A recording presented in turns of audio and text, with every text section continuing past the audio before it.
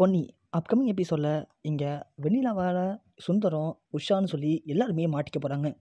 அது எப்படின்னு பார்க்குறதுக்கு முன்னாடி நீங்கள் நம்ம சேனலை தொடர்ந்து ஃபாலோ பண்ணுறீங்க அப்படின்னா மறக்காமல் சப்ஸ்கிரைப் பண்ணி ஒரு லைக் பட்டனை போட்டுருங்க.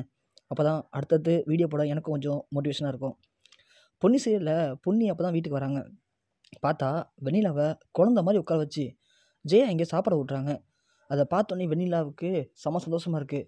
ஒரு பக்கம் அதை பொன்னி பார்த்தோன்னே பொன்னிக்கு செம்ம காண்டாக இருக்குது. இவ எப்படி வீட்டுக்குள்ளே வந்தா, அதுவும் கையில் கட்டு போட்டிருக்கா, உட்கார வச்சு சாப்பாடு ஊட்டுறாங்களே, அந்தளவுக்கு இதாகிடுச்சா அப்படிங்கிற மாதிரி பொன்னி பார்க்குறாங்க. அதை வெண்ணிலா பார்த்துறாங்க. என்ன பொன்னி அப்படி பார்த்துட்ருக்க, உள்ளவா அப்படின்னு கூப்பிட்றாங்க. உஷா ஒன்னே, இல்லை வெண்ணிலா, உன்னை இங்கே பார்த்தோன்னே அவள் அப்படியே அதிர்ச்சி அடைஞ்சிருப்பா.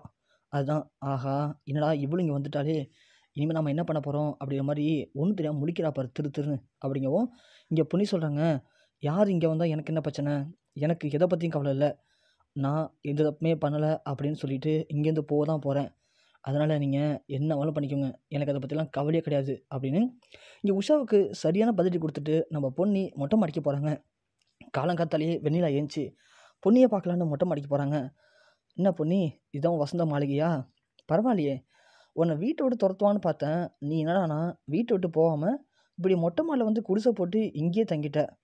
இருக்கட்டும் பரவாயில்ல, குடிசையை காற்று ஒரு நாள் அடிச்சுட்டு போய் தானே ஆகணும், அந்த மாதிரி ஒன்றையும் நான் காற்றோட காற்றா பறக்க விடுறேன் அப்படின்னு சொல்கிறாங்க.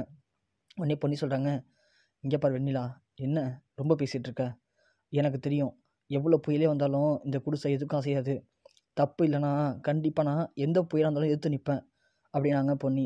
உடனே வெளியில் சொல்கிறாங்க, நீ நல்லா பேசுவேன்னு எனக்கு தெரியும் பொன்னி, அதான் ஊமை கொட்டா மாதிரி இருந்துக்கிட்டு இங்கே இவ்வளோ நாளாக தாக்கு பிடிச்சிட்ருக்க, ஆனால் இனிமேல் அதெல்லாம் நடக்காது, ஏன்னா நான் வந்துட்டேன்ல, இனிமே உன்னை இந்த வீட்டை விட்டு வெளியே துரத்துறது தான் என்னுடைய முதல் வேலையே அப்படின்னு சொல்கிறாங்க பொன்னிக்கிட்ட வெண்ணிலா.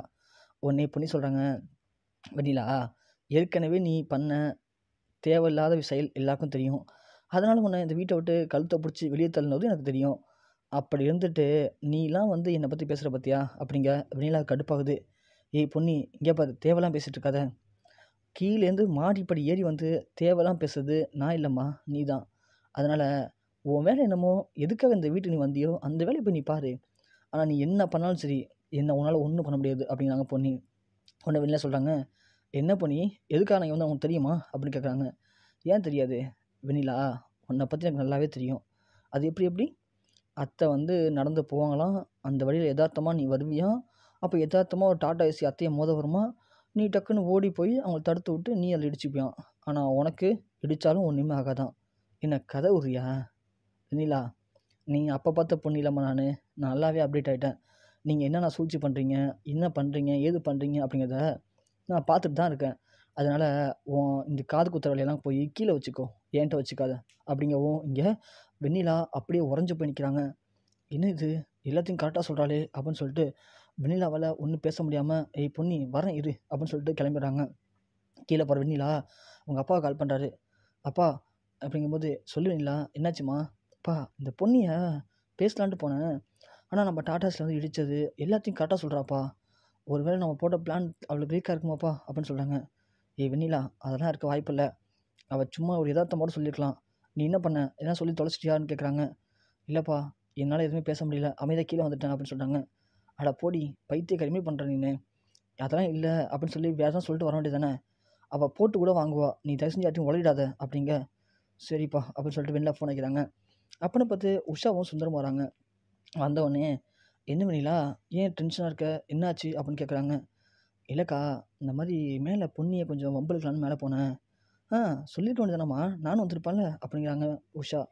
இருங்கக்கா, மேலே போனேன், ஆனால் அவன் என்னடானா என்ன கலாச்சி அனுப்பிட்டா, அது மட்டும் இல்லை, இந்த Tata AC matter, Tata AC வந்துச்சான், தானாக இடிச்சது, உனக்கு அடியே படலை, இதெல்லாம் காது குத்துறியா எனக்கு, இதெல்லாமே உன்னோடைய பிளான் தானே அப்படிங்கிற மாதிரி பேசுகிறாக்கா அப்படிங்க உஷா. ஒன்று என்ன இல்லை சொல்கிற, அவளுக்கு எப்படி தெரிஞ்சது, அதாக்கா நானும் ஒரு நிமிஷம் உறைஞ்சி போயிட்டேன், ஆனால் அப்பா என்ன சொல்கிறாரு, அவள் யதார்த்தமோடு கேட்டிருக்கலாம், நீங்களாம் வாய் விட்டு மாட்டிக்காதீங்க அப்படின்னு சொல்கிறாங்கக்கா அப்படின்னு சொல்லுவோம். இருக்கலாம்னு அப்படிங்கிற சுந்தரம் சொல்கிறாரு. இருக்கலாம் இல்லைங்களா, அவள் சும்மா போட்டு கூட வாங்குவா, அதுக்காக நீ எதுவும் வழியில் தொலைச்சிடாத அப்படின்னு சொல்கிறாங்க. இல்லை நான் எதுவும் பேசவே இல்லைண்ணே அப்படிங்கிறாங்க.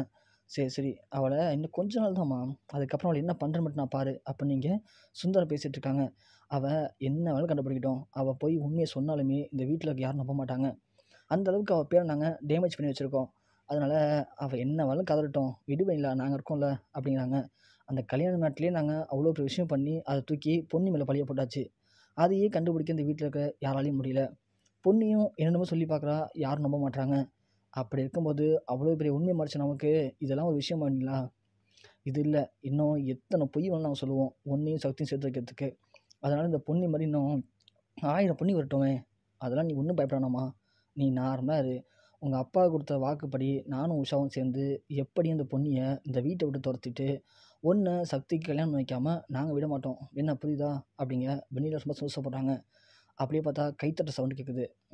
சூப்பர், அதான் நான் பார்த்தேன். சோழியும் குடிமையும் சும்மா ஆடாதுன்னு சொல்லுவாங்களே, அதான் நான் கணிச்சது கரெக்டாக போச்சு பார்த்தீங்களா? இந்த வெண்ணிலாவை பற்றி எனக்கு ஏற்கனவே தெரியும், உங்களை பற்றி எனக்கு ஏற்கனவே தெரியும். வெண்ணிலாவை எப்படா வண்டி மோதுச்சுன்னு சும்மா நான் ஒரு பிட்டு தான் போட்டு பார்த்தேன். உடனே இந்த வெண்ணிலா ஓடி வந்து அந்த விஷயத்தை எங்கே சொல்லணுமோ கரெக்டாக சொல்லிட்டா பார்த்தீங்களா? இப்போ தானே எல்லாமே புரியுது. இது எல்லாத்துக்கும் காரணம் நீங்கள் தான் சொல்லிட்டு. கல்யாணத்தை நிப்பாட்டினதுக்கு காரணமும் நீங்கள் தான் எனக்கு தெரியும். ஆனால் அதுக்கான ஆதாரம் இல்லாமல் தான் நான் இத்தனை நாள் தேடிட்டு இருந்தேன்.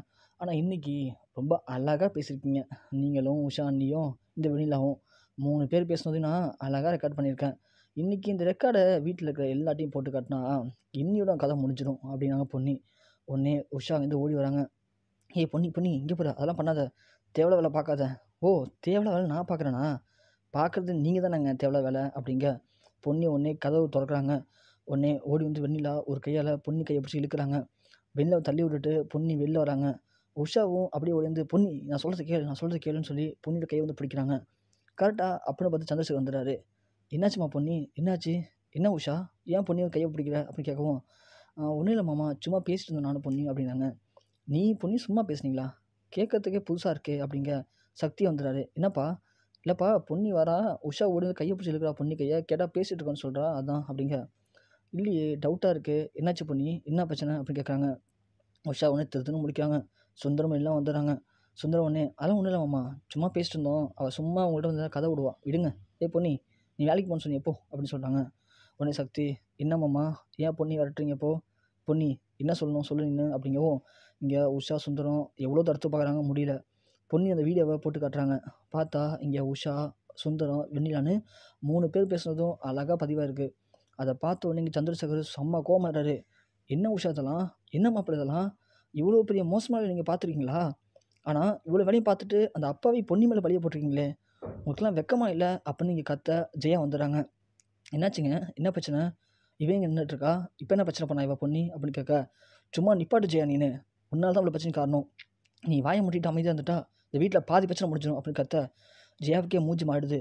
என்னாச்சுங்க, என்ன ஏன் திட்டுறீங்க அப்படின்னு கேட்குறாங்க. இங்கே பாரு, நீ செல்லம் கொடுத்து வச்சிருந்தியே உன் மருமகளையும் என்ன காரியம் பண்ணியிருக்காங்க நீயே பாரு அப்படின்னு காட்ட ஜெயா பார்த்துட்டு அப்படியே உறைஞ்சி போயிடுறாங்க. என்ன மாப்பிள்ளை இதெல்லாம், என்ன உஷா, என்ன காரியம் பண்ணியிருக்கீங்க நீங்கள்? அப்போது இந்த எல்லா பிரச்சனையும் காரணம் நீங்கள் தானா? இது வெண்ணிலாவும் கூட்டா? சி, உன்னை போய் நான் பொண்ணு மாதிரி நினச்சி வீட்டில் ஒன்றை வச்சு வளர்க்க ஆசைப்பட்டேன் பார்த்தியா? இதுங்கெல்லாம் பதில் தேவை தான் எனக்கு அப்படிங்கிறாங்க. சண்முகம் வந்துடுறாரு. வந்தோன்னு உஷாவை பலான்னு வைக்கிறாரு. என்னடி பண்ணி வச்சிருக்க நீ அப்படின்ட்டு. சந்திரசேகர் ஒன்று, வேணாண்டா, புள்ளதாச்சி பொண்ணு, என்னப்பா புள்ளதாச்சி பொண்ணு, எவ்வளோ பெரிய கேவலமாக அவளை பார்த்துருக்கா பார்த்தீங்களா? இந்த குழந்தை உண்டாகிறதுக்கு பொண்ணு எவ்வளோ கஷ்டப்பட்டு பார்த்துருமா, கோயில் கோயிலாக போயிட்டு. அதெல்லாம் வெளியே சொல்லக்கூடாதுன்னு நினச்சிட்ருக்கேன். அப்படி இருக்கிற பொண்ணுக்கே துரோகம் பண்ணியிருக்கா பாரு. சி, என்ன பொண்ணுடி நீலாம் அப்படின்னு சொல்லி சுந்தரத்தை பார்த்தோம் சண்முகம் பயங்கரமாக கேள்வி கேட்குறாங்க.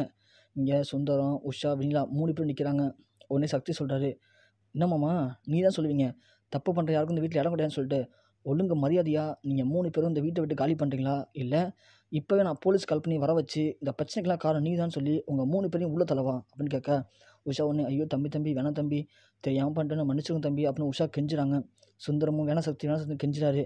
உடனே சந்திரசேகர் சொல்கிறாங்க, என்ன மாப்பிள்ள, என்ன நீங்கள் கொஞ்சம் தப்பு பண்ணல மாப்பிள்ள, ரொம்ப பெரிய பாவம் பண்ணியிருக்கீங்க, அந்த பாவத்துக்கு கண்டிப்பாக நீங்கள் தண்டனை அனுபவிச்சு தான் ஆகணும், ஒழுங்கு மரியாதையாக நீங்களே வெளியே போகிறது நல்லது அப்படின்னு சந்திரசேகர் மிரட்டுறாரு. இங்கே சக்தி, சந்திரசேகர் எல்லாருமே பேச ஜெயாவால் ஒன்றுமே பேச முடியல. சுந்தரத்தை வெளியே அமிச்சா நம்ம பொண்ணோட வாழ்க்கை வீணாக போயிடும், உஷா வெளியே அமிச்சா நம்ம பையனோட வாழ்க்கை வீணாக போயிடும், என்ன பண்ணுறது இப்போது அப்படின்ட்டு.